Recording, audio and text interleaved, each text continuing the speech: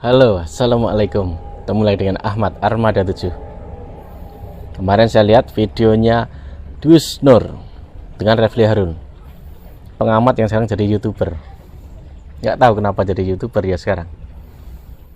Kita lihat saja dulu. Gus Nur, NU tradisional atau NU struktural? Tradisional kan? Tradisional. Oke. Traditionally NU kan? Ya. Oke. Otomatis. Orang menganggap bahwa NU itu selalu dekat dengan kekuasaan. Bahkan sekarang NU struktural kan sangat dekat dengan kekuasaan. Tapi tiba-tiba ada seorang Gus Nur yang tidak hanya tidak dekat dengan kekuasaan, tapi justru diametral, berbanding terbalik dengan NU struktural atau NU yang selama ini kita kenal. Itu kenapa? Atau jangan-jangan Gus Nur NU gadungan? Ya. Sampai dapat hidayah. Kan saya dulu jahiliyah kurang lebih begitu ya. Saya tuh nggak ngerti NU. Kelihatan kalau pernah jahiliyah. Ya? Saya tuh NU. Saya nggak paham NU kultural itu apa, NU tradisional struktural itu apa. Saya nggak paham. Yang saya paham, mbak saya NU, bapak saya NU, kakek buyut saya NU. Hanya itu aja yang saya tahu. Saya nggak pernah paham itu NU apa. Kalau suku kunut, gitu. Kalau Muhammadiyah nggak. Hanya kulit-kulitnya itu aja. Dan saya nggak pernah memperdalam itu NU itu apa. Saya sebagaimana Nahdien lainnya. Nahdien lainnya gitu pada umumnya, Bang. Ya NU gitu aja. Nah, tapi Allah lebih sawab, saya juga nggak paham. Saya dulu juga nggak pernah ada apa-apa sebelum ada rezim ini. Kemana saya dakwah dikawal Banser, ya kan? Saya adem ayem sama NU, nggak pernah ada masalah. Nah, tapi setelah rezim ini lahir, Bang, tiba-tiba 180 derajat itu berubah. Saya ibaratkan NU sekarang itu seperti bis umum, supirnya mabuk, kondekturnya teler, gitu. Keneknya ugal-ugalan, supirnya keneknya juga begitu, dan penumpangnya itu kurang ajar semua. Merokok juga, nyanyi juga, buka-buka aurat juga, dangdutan juga. Jadi kesucian NU yang selama ini saya kenal itu seakan-akan nggak ada sekarang ini. Hanya itu aja, Bang, sekulit ari itu aja. Jadi kok saya pusing dengerin apa di bis yang namanya NU ini gitu kan.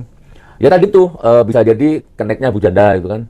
Bisa jadi kondekturnya Gus Yakut gitu, dan supirnya Ki Haji Agil Sirot, mungkin gitulah. Mungkin, ya. Nah, penumpangnya liberal, sekuler, macam-macam di situ, PKI numpak di situ. Dan selama ini nggak ada setahu saya gitu. Ya, ngerokok, minum, campur di situ, Bang. Pusing ya. Akhirnya saya turun dari bis itu. Saya turunlah pusing di sini. Hanya itu yang saya paham. Hanya itu yang saya paham. Dan tiba-tiba saya juga berontak gitu, Bang. Ada kiai-kiai yang selama ini saya hormati tiba-tiba keluar masuk istana, itu kan keluar masuk ke ranah kekuasaan. Jadi kan berontak. Nah, pertanyaannya kenapa kok berontak? Nggak tahu saya, Bang. Maka tiba-tiba jadilah sekarang saya seperti ini. Dituduh memusuhi NU, menyerang NU, dilaporkan NU, disidang gara-gara NU, diketok palu 1,5 tahun gara-gara saya menghina NU. Sudah banding ya? Banding ditolak, kasasi, setahu saya kasasi juga sudah ditolak, masih proses. Saya enggak. Tapi belum merasakan dinginnya sel. belum, Bang, belum. Saya enggak mudah-mudahan enggak ya. Oke, sudah jelas apa kata-katanya Gus Nur di situ. Saya nggak mau manggil Gus karena memang dia bukan seorang Gus. Ini Refli Harun juga salah. Nggak tahu kenapa dia sepertinya sengaja manggil Gus atau apalah gitu. Sesungguhnya dia bukan Gus. Gus itu sebutan untuk anaknya seorang kiai pondok begitu. Dus Nur ini lucu, bisa dibilang lucu. Kemarin dia itu sampai di YouTube-nya dia, sampai suaranya parau, sampai suaranya mau hilang karena apa? Dia ngaku mengundurkan diri dari NU. Nah, tapi sekarang dia ngaku di situ ditanyain, otomatis NU. Ternyata dia masih merasa seperti orang NU. Padahal dia dulu udah berkata keluar banyak di YouTube juga kan, kalau nggak salah. Keluar NU, saya umumkan, seakan-akan begitu. Padahal dia masuk NU itu kapan juga orang nggak ada yang tahu. Tiba-tiba mengumumkan dia mengundurkan diri dari NU. Lucu kan? Kalau orang Jawa bilangnya apa? Pagi bilang tempe, sore bilang dele. Anda pikir sendiri saja, orang ini seperti apa? Dalam video itu juga disebutkan ada NU struktural, NU kultural, sesungguhnya itu nggak ada. Penyebutan seperti itu sebenarnya nggak ada. Kalau ada, harusnya di Muhammadiyah juga ada. Muhammadiyah struktural, Muhammadiyah kultural, di FPI, di HTI, dan lain sebagainya. Harusnya itu ada. Tapi kata-kata ini biasa dilontarkan ke NU lucunya. Orang jarang yang tahu bahwa sesungguhnya kata-kata struktural, kultural ini dimulai oleh siapa? Orang-orang yang nggak suka dengan NU. Orang-orang yang sakit hati dengan NU. Nggak tahu, mungkin nggak terpilih atau apalah gitu. Sesungguhnya di situ. Lalu kesini dimainkan ada isu seperti garis lurus dan lain sebagainya. Orang nggak tahu di balik garis lurus itu apa. Ini hanya sebuah apa sesungguhnya? Hanya sebuah akun di Facebook atau di website seperti itu. Tapi bagi orang-orang yang nggak suka NU, ini dimanfaatkan, didomlengi seakan-akan NU pecah. Ada garis lurus, ada garis miring, ada garis apalah. Ditambah lagi NU struktural, NU kultural. Lucunya di situ. Dan orang-orang yang kemakan cara berbicara seperti ini, dia nggak sadar. Dia kenapa? Karena brainwash propaganda. Nggak ada NU, ya NU Muhammadiyah, HPI, HTI. Seperti itu. NU dekat kekuasaan. NU dekat kekuasaan. Apa benar? Bisa ya, bisa juga tidak. Apa lupa? Selama 32 tahun, NU itu termarginalkan, terpinggirkan, dianaktirikan. Suaranya aja yang dimanfaatkan partai-partai. Justru yang makmur sebelah. NU dimanfaatkan. Jadi kalau misalkan ada yang bilang NU itu dekat penguasa, dekat kekuasaan, iya, tapi juga tidak. Memang dari dulu pola NU begitu, iya dan tidak. Lalu ada opsi lainnya, agar umatnya orang NU ini maju, sejahtera, pondok pesantrennya tidak dimarginalkan, dianaktirikan. Selama 32 tahun cuma dimanfaatkan. Dan NU tidak tersentuh, tidak ada kebijakan yang menguntungkan basis-basis orang NU. Di situ. Makanya NU ada yang nyebut dekat dengan penguasa, tapi juga NU ada yang bilang ini memakmurkan bangsa. Ya harus ikutlah, kan seperti itu. Jadi kalau misalkan konotasinya itu dekat penguasa itu dianggap negatif, salah otak Anda sendiri. Apakah NU mau seperti zaman Orba? Kan pasti nggak mau. Wow, dia bilang juga apa? Dapat hidayah. Berarti selama ini dia jahiliyah sebelumnya, kan begitu. Dia dulu kan ceramah dalam kubur. Berarti bagian apa? Jahiliyah atau tidak itu? Atau jahiliyahnya itu saat dia di Hongkong atau di mana? Ada tempat hiburan. Dulu jahiliyah, sekarang dapat hidayah. Berarti kalau misalkan dulu dia jahiliyah, saat dia di NU dong, kan dia udah mengumumkan diri bukan orang NU lagi. Baru saya juga jahiliyah, padahal saya nggak pernah memaki di dunia maya. Dia pikir sendiri saja. Kaidah fikih mana? Orang suka berkata kasar, berkata nggak baik, tapi itu bagian dari hidayah. Pikir sendiri, merokok semualah, buka aurat, sampai soal Kiai Ma'ruf Amin. Saya nggak merokok, sejak dulu saya nggak merokok. Saya orang NU. Toh merokok juga nggak masalah, iya kan?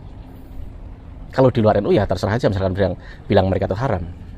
Tapi kalau orang NU, hukumnya jelas, tidak haram. Buka aurat. Saya nggak habis pikir, saya berpikir dia ini. Misalkan orang ini menyangkut oknum. Oknum itu ada di mana-mana. Orang salah itu ada di mana-mana. Di semua lintas ormas itu ada. Apakah langsung dibilang karena dia misalkan orang Muhammadiyah, berarti orang Muhammadiyah seperti itu? Orang HPI, orang HTI semuanya seperti itu? Kan tidak. Sama, orang NU juga tidak. Kata siapa? Di daerah sini nggak ada. Orang NU itu buka aurat, nggak ada. Kita daerah Demak, nggak ada yang begitu. Cara berpikirnya Gus Nur ini yang salah gitu loh. Cara berpikirnya ini yang salah. Ibarat ada oknum yang melakukan hal tertentu lalu dikaitkan dengan semuanya. Itu namanya ngawur. Ngawur ini orang ini. Lalu Kiai Ma'ruf saat tepuk tangan gitu, saat tepuk tangan itu, orang senang itu bebas dia mengekspresikan dengan caranya. Mau dia lompat-lompat, mau dia tepuk-tepuk tangan, terserah. Emang kenapa? Harus suci gitu, jaga wibawa gitu, atau harus memaki agar senang dirinya? Coba dipikir. Orang suka itu bisa mengekspresikan dengan apa saja, nggak ada yang dirugikan. Aneh kan? Ada yang lari, ada yang nangis, ada yang teriak, ada yang tepuk tangan, ada yang joget, nggak masalah. Memang kenapa? Toh dangdut juga nggak masalah kok. Memang kenapa? Ulama harus jaga wibawa gitu, atau memaki-maki gitu? Kan nggak. Semua ada, PKI, liberal, apalagi itu dia sekuler. Lucu Anda ini. Di NU itu orang itu ya kalau malam Jumat, malam Kamis, malam Jumat, malam Senin dan lain sebagainya, banyak hari, ada yang tahlilan, istighosahan, banyak aktivitasnya. Berarti itu liberal. Ya nggak masalah kalau disebut liberal kalau misalkan perilakunya seperti itu. PKI dan lain sebagainya. Lucu. Sekarang Anda nggak usah di Indonesia itu ada bajingan, ada bangsat, semua tuh ada. Pembunuh juga ada, itu di penjara banyak. Untuk wilayah domain Indonesia ini semua itu ada. Kenapa Anda nggak keluar saja? Keluar Indonesia, nyari tempat yang tidak ada hal-hal yang buruk. Masa perihal karena tidak suka, tidak cocok, lalu Anda mengatakan seperti itu? Lucu gitu loh. Yang lucu ini Refli Harun. Orang begini kok diundang sebagai narasumber. Lucu saja gitu loh. Sesungguhnya dia ini nggak orang NU. Orang NU itu nggak begini. Dia mengatakan katanya apa? Seperti untuk kebenaran. Bicaranya aja nggak benar kok. Mau mengatakan kebenaran. Aneh kan? Ya ke istana, Juga dibahas dia, itu lagi. Emang kenapa kalau ke istana? Ulama itu bisa kemana saja. Semua itu rumahnya Allah. Kalau demi negara, demi kebaikan negara, bangsa dan apapun, itu bisa kemana saja. Membangun negara, membangun rakyat. Bukankah Rasulullah mengajarkan kedekatan antara umaro, ulama, umat? Apa Anda nggak suka dan kedekatan itu? Itu bagus. Yang dilarang itu kedekatan soal apa? Konspirasi kesalahan. Kalau untuk membangun bangsa dari dulu itu juga sama, dari zaman Majapahit, zaman Romawi. Itu bagi tokoh spiritualnya, agamanya, rohaniawannya itu dekat dengan penguasa, itu ada. Dan itu sebagai backup juga, sebagai penasihat juga. Jadi soal tempatmu datang ke istana, diundang mau kemana ya terserah, mas, nggak masalah, asal demi kebaikan. Nih di sini nih. Oke, sampai sini. Wassalam.